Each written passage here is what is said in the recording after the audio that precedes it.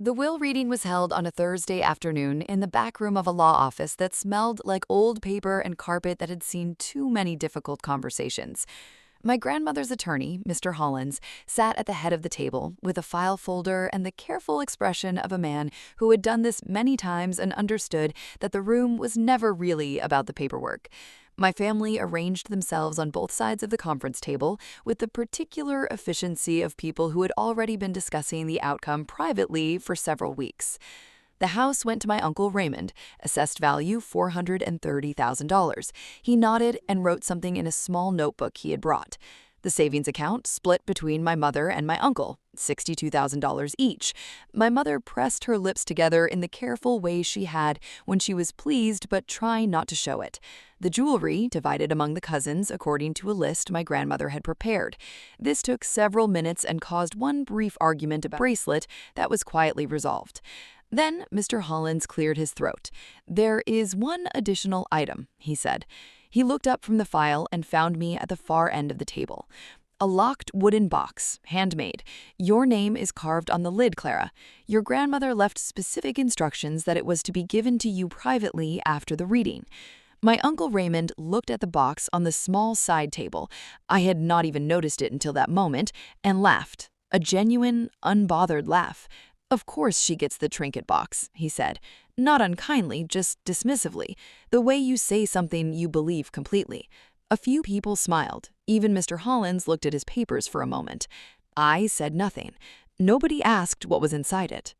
They should have asked. My grandmother's name was Frances. She was 81 years old when she died, and she had lived in the same house for 47 years. She had raised 3 children in that house, buried one husband, and quietly outlasted every assumption anyone had ever made about what she was capable of. My family loved her in the particular way that people love someone they have also slightly underestimated for a very long time. She was soft-spoken. She made her own jam. She kept a garden that was more ambitious than it looked. She attended the same church for 50 years and knew everyone's name. She did not talk about money. That last part was the important one. She did not talk about money because she had learned early that the people around her responded to the mention of it in ways she found distasteful. So she simply did not mention it. She filed things. She kept records. She made decisions quietly and without consultation, not because she was secretive, but because she had found that her decisions were better when other people were not involved in making them. My mother and uncle had always assumed that whatever Frances had, the house, the savings, whatever modest accumulation a woman of her generation might manage, would be divided sensibly among her children when the time came. They had assumed correctly, mostly. What they had not accounted for was the box. The box had existed for as long as I could remember.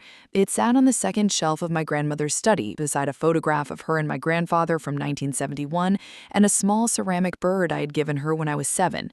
Dark wood, brass clasp, my name carved in the lid in my grandfather's handwriting. I had asked about it once when I was about 12. She had smiled at me over her tea and said, "That's yours, sweetheart. I've been filling it for you. You'll open it when it matters." I had thought she meant something sentimental. Letters, photographs, the kind of inheritance that makes you cry rather than changes anything practical. I had not been wrong about the crying part. I had been very wrong about the practical part.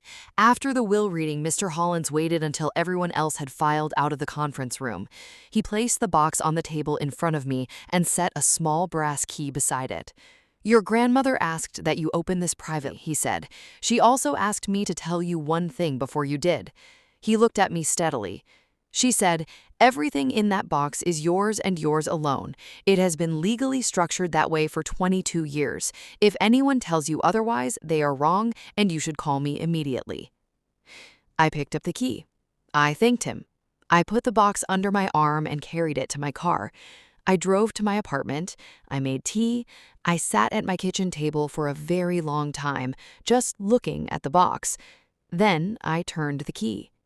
Inside, organized with the same careful precision my grandmother had brought to everything she did, were documents, filed in labeled folders, dated, signed, notarized where required.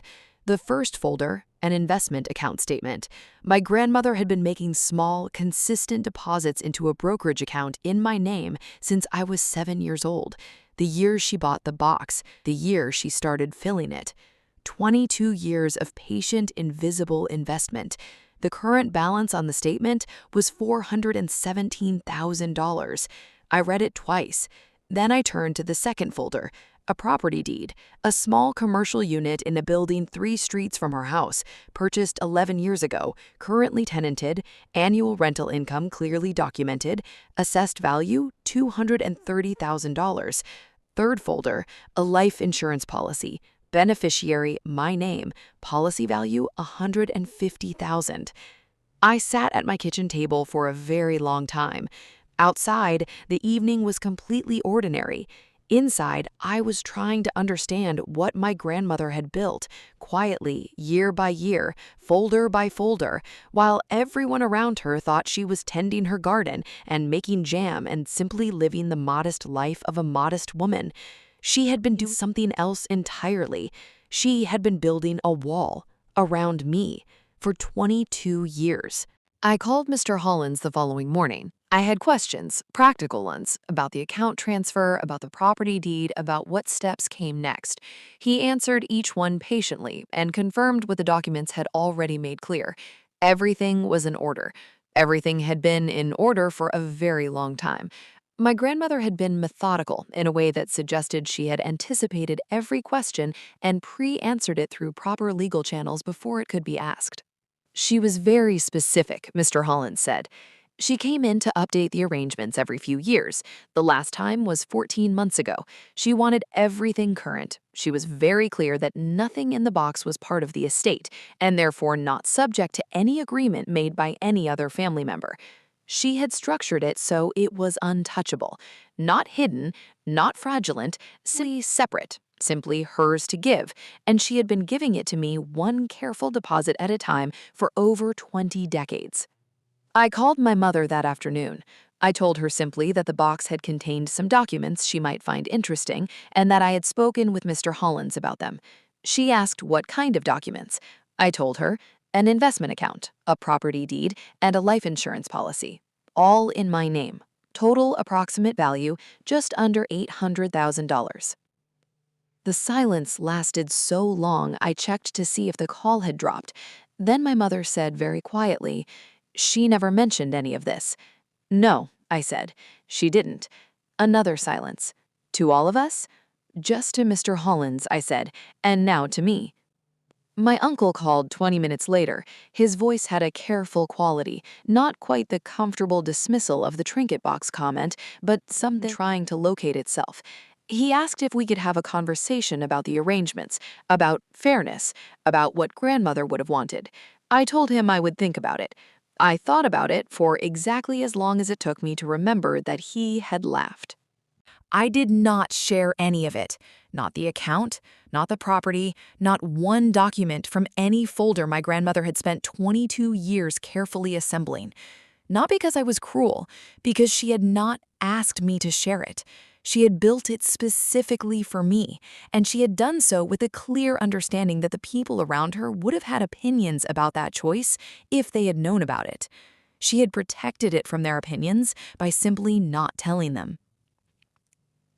I called my uncle back 3 days later. I told him I had reviewed everything and consulted with Mr. Hollins and that the arrangements were legally clear. There was nothing to discuss. He said that was a difficult position to take within a family. I said I understood that. And I said one more thing. I said, she spent 22 years making sure I would be okay. I am going to honor that by not apologizing for it. He did not respond. He ended the call. 11 months later, I used the investment account to pay off the remaining debt on my apartment. I kept the commercial property. It generates a quiet, reliable income that my grandmother managed for years before I ever touched it. The insurance policy is invested and growing. I still have the box. It sits on the second shelf of my own study now, beside a photograph of my grandmother and me from a birthday I barely remember, and a small ceramic bird that has moved house with me twice. People ask me sometimes what my grandmother was like. I tell them she was quiet. She made her own jam. She kept a garden. She attended the same church for 50 years. And for 22 years, without telling a single person, she built something for the one member of her family she decided deserved to be protected. She built it carefully. She built it legally. She built it with the patience of someone who understood that the most powerful things are often the ones nobody sees coming. My uncle called it a trinket box. It held just under $800,000 worth of careful, quiet,